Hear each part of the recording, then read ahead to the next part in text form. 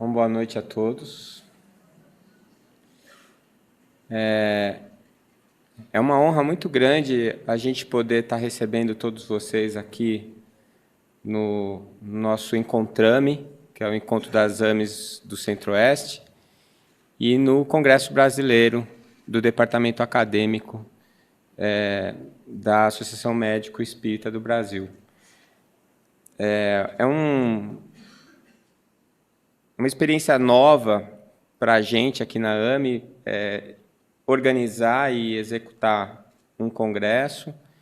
A gente sabe que a nossa parte é a mais fácil, porque a espiritualidade faz tudo muito antes da gente pensar em estar fazendo a nossa parte, mas como nós somos extremamente limitados, a gente sabe que, apesar de ser a mais fácil, para a gente é quase impossível, às vezes, de conseguir fazer com que tudo corra da maneira como a gente imaginou.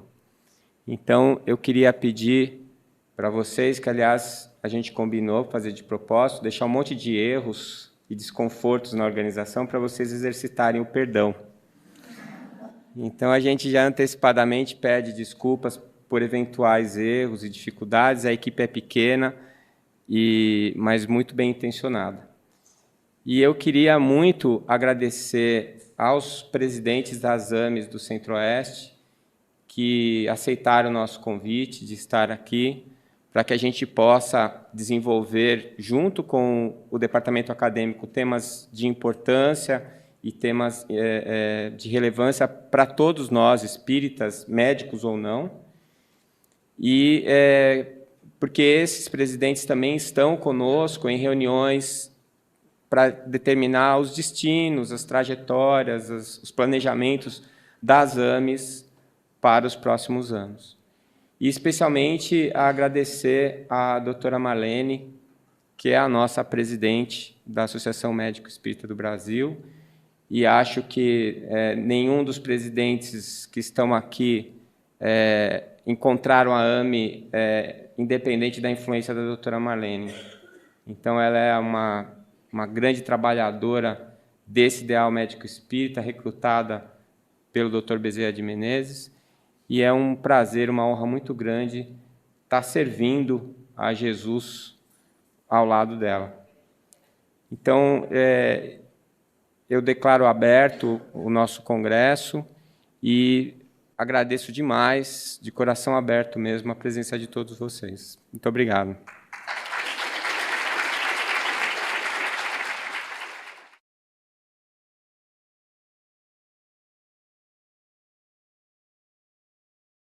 Oi, sou eu de novo. Essa palestra, não sei se vocês repararam, é o tema geral do congresso. Então, a minha tarefa é, em 30 minutos, tentar passar uma noção geral do que a gente está pensando sobre esse assunto. Como a gente vai falar de saúde, a gente tem que começar definindo saúde. E se tiver alguém aqui que veio no Conjurame, vai achar que está tendo um déjà vu, porque foi exatamente o que eu falei no Conjurame. Mas eu acho que é muito importante, obrigado, que a gente possa fazer essa abordagem, porque nós temos um conceito bastante limitado do que é saúde hoje. E, principalmente nós, da área da saúde, os médicos em especial, saem com uma ideia bastante limitada do que é saúde da faculdade, né? Então, eu acho muito importante que a gente possa fazer essa discussão sobre o que é saúde. E aí a gente tem que ir na Associação Médica, na Organização Mundial de Saúde, e ver a definição da Organização Mundial de Saúde, que textualmente diz o seguinte: saúde é o perfeito bem-estar físico, mental e social, e não apenas a ausência de doença ou enfermidade. Existe uma diferença conceitual entre doença e enfermidade, né? A gente não vai entrar no mérito, porque também não faz muita diferença. Mas a gente vai perceber aqui que, mesmo a Organização Mundial de Saúde, que está utilizando ainda o paradigma materialista como base, ela chama a atenção que a ausência de doença não significa saúde, que a saúde vai além disso, né? E este conceito ele é de 1948. A pergunta que a gente faz é, a medicina que a gente aprende hoje, em 2014, ela leva isso em consideração? Eu sempre digo que nós aprendemos a medicina da doença e não a medicina da saúde. O que a gente aprende é diagnosticar e tratar doenças, quando a gente devia estar preocupados em desenvolver saúde. Então, eu tenho meditado muito sobre esse assunto. A gente gasta energia e a gente utiliza toda a nossa atenção e nosso esforço em coisas que não existem, que não funcionam, enquanto a gente deveria estar colocando toda a nossa energia e nosso esforço para desenvolver as coisas boas, as coisas que realmente fazem diferença. E na questão da saúde isso fica muito claro.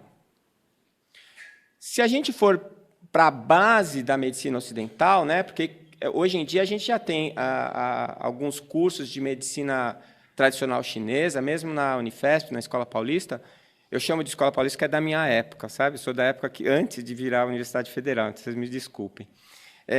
Então, já tem cursos sobre isso, mas o médico ocidental, ele não consegue nem entender o que o chinês está pensando, porque a base da medicina chinesa é completamente diferente, o raciocínio diagnóstico deles é completamente diferente. Então, se a gente é tão diferente deles, qual é a base da nossa medicina? A medicina ocidental, a base é Hipócrates, não é? E o Hipócrates, ele levava em consideração, quando ele falava da questão da saúde, os aspectos ecológicos e os aspectos espirituais. Existe uma proposta, foi feita uma proposta pela OMS para acrescentar, né, que a saúde seria o perfeito equilíbrio biopsico, sócio, ecológico e espiritual. A proposta não foi aceita. Eu acho até que não ia fazer muita diferença, porque mesmo hoje, que a gente, teoricamente, tem que se preocupar com o social e com o psicológico, isso não entra no raciocínio diagnóstico do médico comum, né? Quando o paciente está sentindo algum desconforto, ele examina o paciente e não acha nada, ele faz os exames complementares e não acha nada, ele vira para o paciente e fala assim, procura uma psicóloga, você não tem nada. Se ele não tem nada, ele não tem que ir para a psicóloga, ele tem que ir para casa, né? Então, isso mostra claramente como nós não damos valor para essa questão. E a questão social, a gente diz que não é nosso problema. Então, você vai lá, prescreve uma receita, você não sabe nem quanto custa a receita, muito menos quanto ele ganha por mês, e muito provavelmente ele nem vai comprar o remédio, porque ele não tem a menor condição de tomar aquilo lá. Então, é uma saúde capenga, na verdade. A gente faz a medicina da doença e ainda de uma maneira incompleta. Então, a base é o modelo hipocrático da escola de Kos. Hipócrates, ele estabelecia que a saúde ela tinha vários elementos que deveriam ser considerados. O primeiro deles, os influxos ambientais, e aí ele fala do ecológico. Bom, todo mundo sabe que um ambiente insalubre provoca doença. Se você trabalha num local que tem más condições ambientais, você vai desenvolver determinadas doenças. Isso é conhecido, a medicina do trabalho estuda isso. Mas o ecológico não entrou na definição de saúde. Ele fala do modo de vida, que é o lado social. E, para não dizer mais, é só a gente lembrar que hábitos culturais levam à doença. Quem já passou pelos Estados Unidos, né, ficou uma semana lá, voltou tendo náusea só de olhar um hambúrguer, né, porque eles têm um hábito cultural baseado em comer muito e com muita gordura. Tanto que eles estão sofrendo de uma epidemia grave de obesidade mórbida lá. E é uma questão cultural tão enraizada que eles estão tendo muita dificuldade de reverter o processo. E isso vale para outras culturas. Então, os hábitos que são promovidos pelos grupos sociais, eles acabam influenciando diretamente a saúde das pessoas. Agora, com a epigenética, eu estava lendo um artigo ontem que falava exatamente sobre isso, como a comida que você come influencia a sua genética, né? E a epigenética já está estudando esses efeitos. Então, o modo de vida, as questões sociais, elas também estão envolvidas na saúde. E ele falava dos componentes da natureza humana, chamando a atenção para os humores, que não é bom humor ou mau humor, é o humor de hormônio, né, de substâncias, que ele fala do biológico, e as paixões, onde ele faz uma alusão à relação mente-corpo. Então, vocês vejam que, pela visão hipocrática, o lado biológico é uma fração de um contexto que vai construir o estado de saúde ou não de uma pessoa. E é, hoje, a única faceta da saúde humana que nós abordamos quando a gente vai fazer a medicina ocidental clássica, ortodoxa, no consultório ou fazer uma abordagem num hospital, né? Nós fazemos todo o nosso questionamento, a nossa anamnese voltada para os sinais e sintomas físicos, o nosso exame físico buscando sinais físicos e os nossos exames complementares buscando alterações biológicas, metabólicas ou anatômicas. E, en passant, nós vamos falar, às vezes, alguns colegas param para tentar entender como é o cotidiano daquele indivíduo, quais foram as condições que levaram ele àquela situação. Então, nós estávamos comentando hoje à tarde no Encontrame. Esse deve ser o diferencial do médico espírita, que vai fazer a medicina do corpo, porque é o que a gente aprende a fazer. Mas a gente não vai olhar para o corpo biológico, a gente vai olhar para uma pessoa cujo corpo biológico está expressando situações que são consequências de outras causas mais profundas e que, se nós tivermos boa vontade e interesse, muitas vezes nós vamos alcançar essas causas em conversas simples, às vezes de 15, 20 minutos, você consegue fazer grandes coisas. Isso até por causa da aura que o médico tem, de respeito, né? Estão acabando com isso, mas ainda tem, né? De uma pessoa, de um profissional sério, que está ali para ajudar o paciente. Então, é fácil a gente perceber que Hipócrates tinha uma visão integral da saúde, porque ele tinha uma visão integral do ser humano, né? Ele não via apenas o corpo biológico, mas todos esses aspectos que formam o indivíduo, o ser biológico. Se a gente for pegar um conceito de fisiologia, que é a homeostase, a gente pode dizer que saúde é a homeostase. Só que, para a nossa medicina normal, né, clássica, a homeostase é medida pelos equilíbrios biológicos. Mas tem uma homeostase que vai além disso, né? A palavra homeostase significa equilíbrio. E isso tem que estar envolvendo o biológico, o ecológico, o social, o mental ou emocional e o espiritual. Então, as conclusões que a gente chega, a partir da própria definição de saúde da OMS, das bases da medicina ocidental, é que o conceito está incompleto, porque a gente não acrescentou o ecológico e a gente não acrescentou o espiritual, né? A medicina que a gente pratica é incompleta, porque a gente nem vai atrás do que a OMS pede para a gente ir, porque a gente se restringe exclusivamente aos aspectos físicos.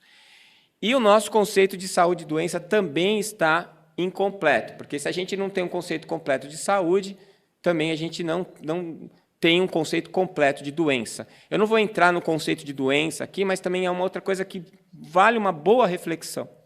Porque muitas vezes você pode estar gripado, você pode estar até com uma infecção urinária ou com algum outro problema e estar se sentindo absolutamente pleno, saudável e feliz. E você pode estar com o seu corpo biologicamente bom.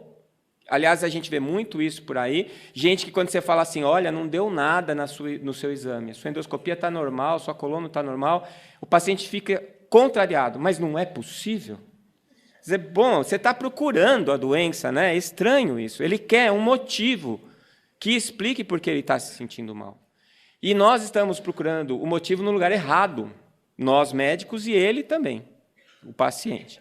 Né? Então, a gente também tem um conceito errado de doença, porque a doença não é só a ausência não é o distúrbio da saúde. A saúde é muito mais do que isso.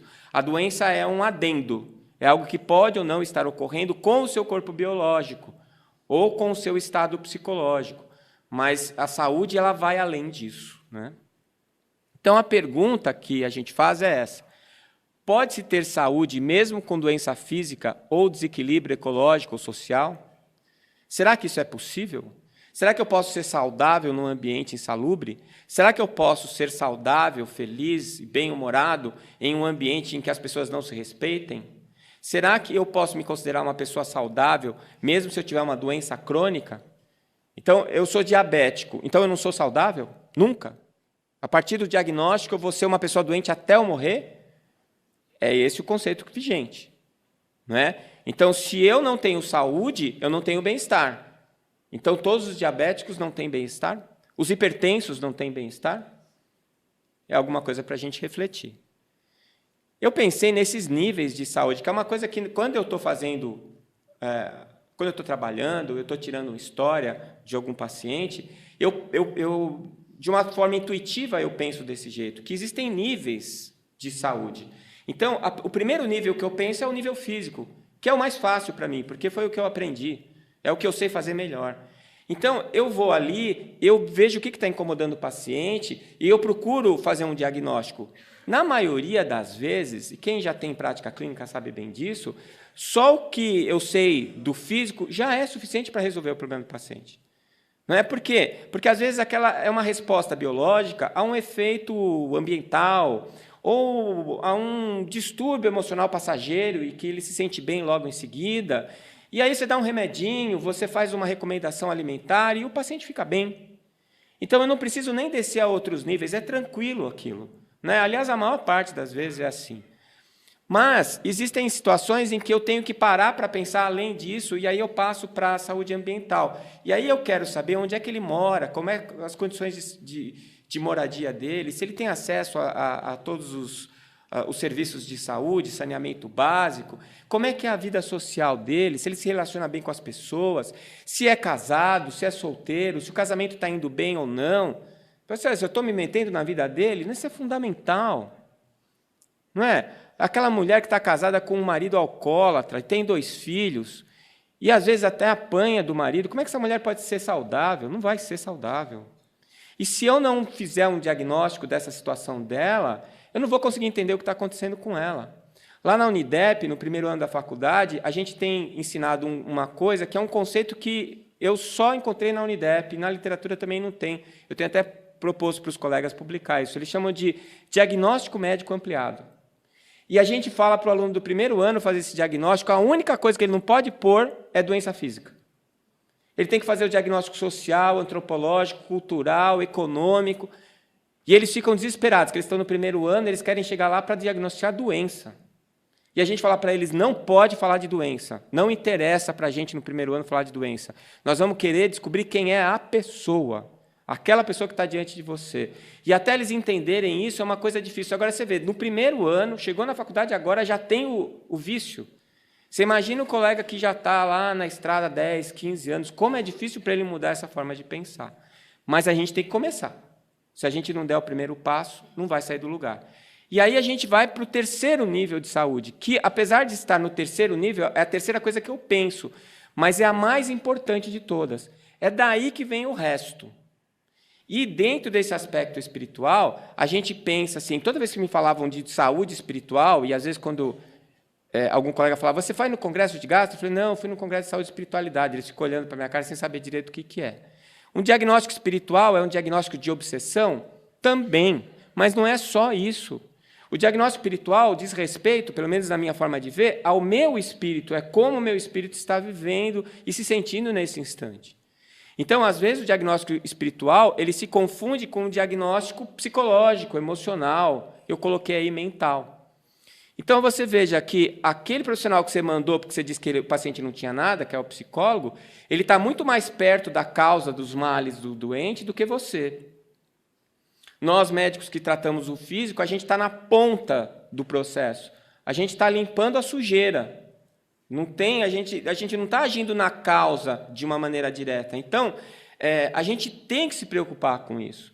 E se a gente se preocupar com isso, muitas vezes, pela própria influência que o médico tem sobre o paciente, você consegue um diagnóstico simples, com um pouco de sensibilidade e boa vontade, você consegue fechar um diagnóstico emocional do seu paciente, e às vezes 2 ou 3 palavras que você troca com ele, ele já se sente melhor. Tem paciente que às vezes fala assim para você, doutor, só de entrar aqui eu já me sinto bem. Aí eu penso assim, bom, a prece que eu faço antes de começar a atender está funcionando, porque eu faço um evangelinho lá, um mini evangelinho, aliás, eu ganhei do departamento acadêmico da AME um evangelho pequenininho, Ele está lá, antes de eu começar a atender, eu abro ele e faço uma prece. Então, eu peço ajuda. E aí, quando o paciente entra, se eu estou disponível para ele, eles fazem o download para mim. Olha, faz isso, faz aquilo, fala isso, fala aquilo. E às vezes você tira umas coisas da cartola e você fala, nossa, de onde veio isso? Bom, na minha cabeça é que não foi. Né? Pode ter sido do meu coração, ou então é, às vezes, uma interferência espiritual mesmo. Então, esse diagnóstico espiritual é o diagnóstico emocional, é o diagnóstico da pessoa, é o diagnóstico psíquico. E quando você percebe um desequilíbrio muito intenso, aí você encaminha ele para alguém que tenha um conhecimento mais profundo sobre aquele assunto. Então, todos esses níveis de saúde, eles existem, a gente vai atuar dentro desses níveis, às vezes nos 3, às vezes em 1, às vezes em 2, mas a gente não pode esquecer que tudo começa aqui embaixo, né? Porque há uma hierarquia desses níveis de saúde, porque existe um processo de causa e efeito.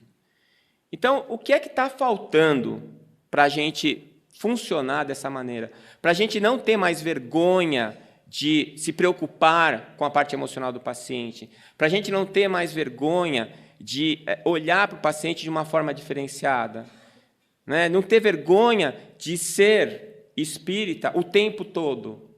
Não ser espírita só quando está no centro espírita. A gente ser espírita quando está no centro espírita, quando está operando, quando está atendendo, quando está fazendo exame, quando está em casa com os filhos. Né? Eu digo sempre que esse é o maior ganho que eu tive quando eu conheci o espiritismo, porque eu era uma pessoa que acreditava em Deus, mas eu não sabia direito como é que funcionava isso. E eu era médico já, e na medicina eu aprendi que não era para eu acreditar em Deus. Então, eu tinha múltiplas personalidades. Quando eu estava trabalhando, eu pensava de um jeito, quando eu estava em casa, eu era outra pessoa, quando eu estava na igreja, na época que eu ia no catolicismo, e não me resolvia nada, eu ficava sem saber direito o que eu estava fazendo ali, eu era outra pessoa. E, de repente, o Espiritismo me possibilitou comungar tudo isso junto, e eu posso ser sempre a mesma pessoa. Às vezes eu fico assim, as pessoas falam, olha, você é tão simples na hora que você fala. Não é, eu sou simples porque eu sou simples mesmo, porque não dá para eu querer inventar. Eu sou isso aí. E graças a Deus que eu posso ser isso o tempo inteiro. Eu não preciso ficar fingindo que eu sou o professor, doutor, porque eu não sou. Né? Eu sou esse cara que vive todo dia, que vai no banheiro, que toma banho, escova o dente, dorme, ronca, baba, como todo mundo. Né? Então, isso daí é uma coisa que a gente é muito valoroso isso, porque você se enriquece quando você pode ser só você, o tempo todo. E o que eu acho que está faltando é uma mudança de paradigma, né? Nós vivemos hoje ainda esse paradigma chamado materialista. Paradigma, vocês sabem o que é, né? É uma palavra que a gente usa muito, mas é um conjunto de regras sobre as quais todo mundo trabalha. O paradigma materialista, ele reduz a pessoa ao seu corpo biológico, encara o homem como máquina e o médico como consertador da máquina. Ignora a transdimensionalidade do ser e atribui a cura ao médico e não ao paciente. Esse é o maior e o mais funesto engano que um médico pode cometer. Nós não curamos ninguém. Nós somos facilitadores da cura. A única pessoa capaz de se curar é você mesmo. Então, quando o paciente vai com uma doença ou um desconforto, ele está te pedindo ajuda. E se você acha que você vai resolver o problema para ele, não vai resolver. Ou se ele acha que você vai resolver o problema para ele, também não vai funcionar. Ele tem que saber que quem vai fazer o movimento de cura é ele, e que você está ali para ajudá-lo, para conduzi-lo àquele efeito, àquele movimento de cura. Então, esse paradigma espiritualista ele está esgotado. Por que a gente fala que o paradigma materialista está esgotado? Porque ele não é mais capaz de responder às nossas perguntas. Então, quando eu fiz lá o 1º grau e eu aprendi genética, o meu professor de genética falava assim que o dia que a gente conhecesse todos os genes humanos, a gente ia saber o que é vida e a gente ia entender direitinho como é que funciona o corpo humano. E aí a gente ia poder, controlando os genes, controlava as doenças e o corpo humano. Inclusive, né, o determinismo genético falava inclusive das emoções, da personalidade. Olha, nós chegamos onde chegamos, depois do projeto Genome, nós descobrimos que isso é uma falácia gigantesca, né? É uma grande de uma bobagem. E a prova matemática disso, mais séria, é que nós temos 24 mil genes e um pé de milho tem 100 mil. Né? Um rato tem o mesmo número de genes que nós temos. Tem alguns vermes intestinais que têm um número bem aproximado. Então, a complexidade humana não é alguma coisa a ser provada, ela está aqui para ser explicada. E quando a gente viu que a gente nem tinha tantos genes assim, a gente já percebeu que não dá para explicar essa complexidade pelos genes. Isso mostra que esse paradigma está esgotado. Não dá mais para fazer isso. É a mesma coisa você teimar em datilografar suas cartas com uma Olivetti. Né? Os acadêmicos aqui, eu nem sei se eles sabem o que é isso. Não dá. Outro dia eu recebi uma carta escrita à mão de uma moça que dizia que era old fashion, né? Gostava das coisas antigas e que ela gostava muito de escrever uma letra maravilhosa, toda desenhada e tal, e pedia que eu respondesse para ela. Bem que eu quis, mas eu nem sei onde foi parar a carta dela mais. Se fosse um e-mail, eu já respondia na hora, era um bate e volta. Então, tem coisas que não dá mais para a gente... A gente chegou num nível de conhecimento e esclarecimento que o paradigma materialista esgotou, acabou. Isso não significa que ele está errado, significa que ele foi útil, mas acabou. Agora a gente precisa de um outro paradigma para continuar respondendo às nossas perguntas, porque nós temos um monte delas. E algumas que a gente já tinha antes do paradigma materialista e que ele não foi capaz de responder. Então, essa mudança de paradigma que já está acontecendo, e isso não é porque eu acho, qualquer um que tiver acesso a um banco de dados de pesquisa de medicina e colocar as palavras espiritualidade lá, vai ver que o número de artigos publicados está crescendo exponencialmente, vai ver que este paradigma está em pleno processo de instalação. E o que nos diz o paradigma espiritualista? Que o ser humano é mais do que o seu corpo biológico, uma coisa que todo mundo sempre soube. Todo mundo sempre soube disso. Né? São só os materialistas radicais que ignoram essa verdade. Introduz questões filosóficas e morais como fatores de saúde e doença. Ainda tem gente que acha que tristeza não provoca doença física. A minha avó já falava isso. Menino, não fica triste assim que você vai ficar doente. Eu lembro tantas vezes que ela falava assim. Não chora demais que quem fica doente, quem fica triste fica doente. E a gente sabe que as pessoas que têm grandes perdas, as pessoas que sofrem traumas, são pessoas que adoecem mais. Não é? Então, isso é uma reconstatação, né? Uma constatação de uma coisa que foi tida como uma bobagem durante um tempo e hoje está servindo como prova. E é engraçado você falar que isso é bobagem cara a cara com o efeito placebo, né?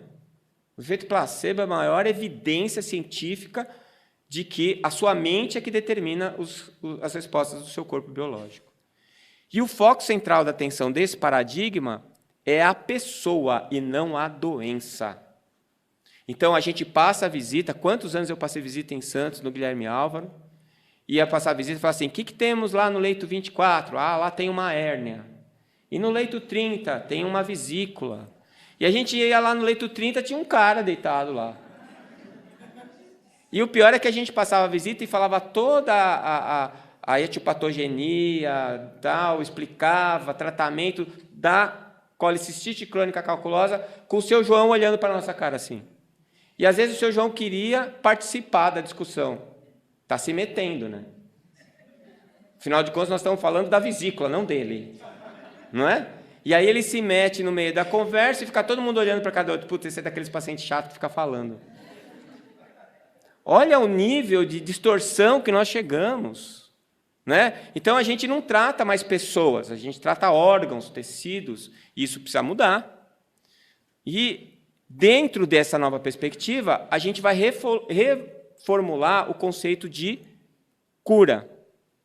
Por quê? Porque a gente tem que reformular o conceito de saúde. Lembra que eu questionei ali atrás se é que eu tenho saúde em alguém que tem uma doença física? Quer dizer, isso é um absurdo eu falar isso. Como é que eu posso me considerar uma pessoa saudável se eu tenho uma doença? Então, se eu sou diabético, eu não sou saudável. Será? Será que não está na hora da gente mudar essa definição, e mesmo com uma definição emendada da Organização Mundial de Saúde, em que eu inclua o ecológico e o espiritual, eu vou continuar tendo esse problema.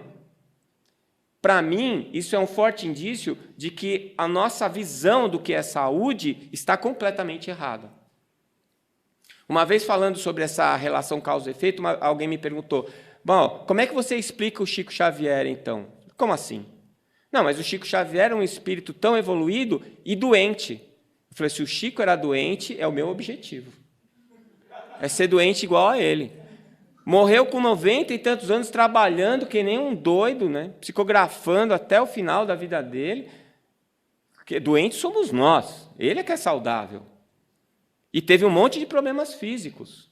Então, eu acho que talvez essa janela que o paradigma espiritualista está abrindo para a gente é uma janela para a gente reformular esse nosso conceito. Diante desse novo paradigma, a gente precisa de uma nova definição de saúde. Porque a gente está redimensionando a saúde segundo a noção de transcendência, porque esse é a alma do paradigma espiritualista. É a transcendência, é a constatação de que nós não somos o nosso corpo biológico, que o nosso corpo biológico é apenas a expressão do que nós somos. E que, portanto, nós somos muito mais do que o corpo biológico. Esse corpo vai passar e nós vamos continuar. Então, dentro dessa nova perspectiva, o meu conceito de saúde se transforma. E aí a gente vai para o melhor e mais completo conceito de saúde que eu já li na minha vida. Saúde é a perfeita harmonia da alma. É a definição de Emmanuel. Bom, então, se a minha alma estiver em homeostase, eu serei saudável. Pouco importa o que está acontecendo ao meu redor. Eu posso estar saudável em um ambiente caótico. Eu posso estar saudável em um ambiente insalubre. Eu posso estar saudável com lesões do meu corpo biológico. Por trauma, por infecção, por degeneração, tanto faz. Eu posso encontrar essa saúde, porque essa saúde emana do meu ser, da minha essência. E sempre vai existir essa essência. Você pode dizer que, então, nenhum de nós é saudável, porque nossas almas são doentes, né? Eu não concordo. Eu acho que nossas almas estão em curso de aprendizado. E eu não posso dizer que elas são doentes. Eu posso dizer que uma criança ela é limitada, ou sequelada, ou doente, porque ela não consegue andar? Bom, ela tem 6 meses. Ela é sequelada? Não. Mas se você der um tempo para ela, ela vai andar. É como nós. Nós somos aleijados da capacidade de amar incondicionalmente. Somos. Mas isso é um defeito? Não. Isso é uma falta, uma ausência. E nós vamos chegar lá. Nós vamos aprender. Então, a gente vai precisar desenvolver as nossas potencialidades mantendo o equilíbrio da nossa alma dentro daquilo que nos é possível nesse instante. E eu acho que isso é a definição de saúde. E o que é que a doutrina espírita tem a ver com isso? O que é a doutrina espírita? Antes de mais nada, somos todos espíritas, vamos falar sobre esse assunto? Vamos. Peguei lá, o que é espiritismo, do Allan Kardec. E na página 54, 55 estava escrito lá. O espiritismo é, ao mesmo tempo, uma ciência de observação e uma doutrina filosófica. Ou seja, você vai estar fazendo ciência porque você está observando os fenômenos que estão ocorrendo ao seu redor e, ao mesmo tempo, é uma filosofia porque ela te dá uma maneira de pensar. A filosofia é o foco, o direcionamento. E ele continua, como ciência prática, o espiritismo consiste nas relações que se estabelecem entre nós e os espíritos. Ou seja, eu uso essa capacidade de comunicação como fonte de obtenção de informações para serem analisadas, para serem consideradas, para serem discutidas. E como filosofia, compreende todas as consequências morais que dimanam dessas mesmas relações. Ou seja, eu tenho uma filosofia, que é uma forma de ver, e essa filosofia está bem estabelecida pela doutrina espírita. E com uma base científica sólida, de uma ciência prática de observação, eu consigo deduzir consequências morais, que é o que me joga para a questão religiosa. Mas não da questão religiosa como instituição, da questão religiosa na etimologia da palavra religião, que significa religare, religar-se a Deus, religar-se à causa, religar-se à origem. O que é um cientista, senão aquele que quer saber a causa das coisas? O que é um cientista, senão aquele que quer entender os mecanismos dos fenômenos pelos quais ele observa ao seu redor? Não é? E eu faria essa seguinte conclusão, esse seguinte resumo do que é a doutrina espírita. Uma doutrina filosófica de base científica com consequências morais. Ou seja, espiritismo é ciência, filosofia e religião ao mesmo tempo.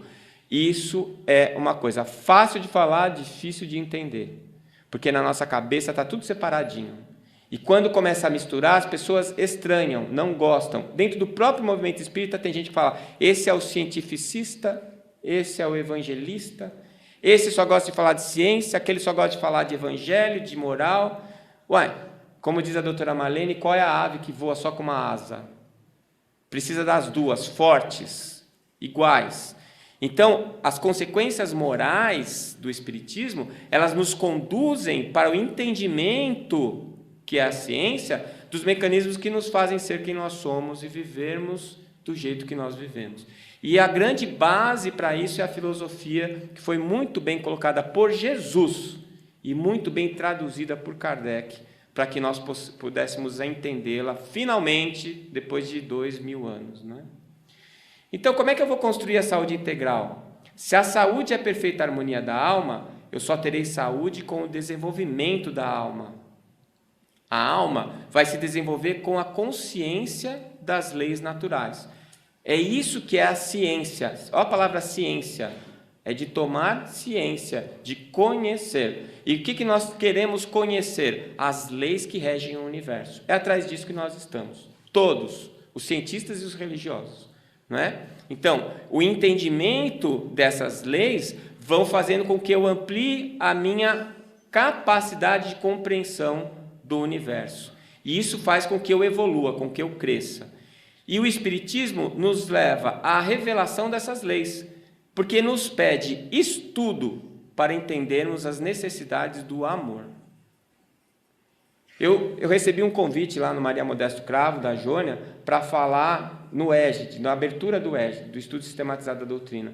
E eu fui estudar para ver o que eu ia falar, e eu me surpreendi com a conclusão que eu tirei, mas é a mais pura verdade. Para eu saber amar de verdade, eu preciso conhecer.